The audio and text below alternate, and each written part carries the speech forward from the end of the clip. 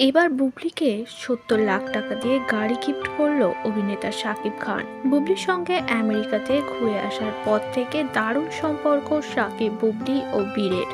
এবার বীরকে দেখা গেল রেড কালার একটি নতুন কারে ভিডিওতে। বুবলি নিজেই জানিয়েছে এই কারটি গিফট করেছে শাকিব খান তার ছেলে বীরকে।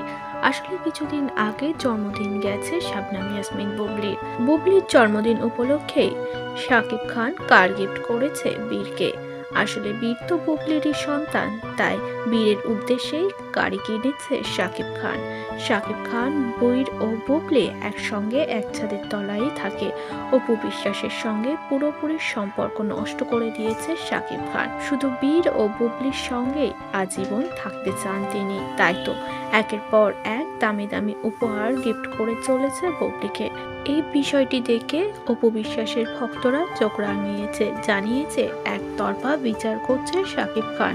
আসলে বীরকে সর্বদা ভালোবেসেছে শাকিব খান, জয়কে সেভাবে ভালোবাসে না শাকিব খান।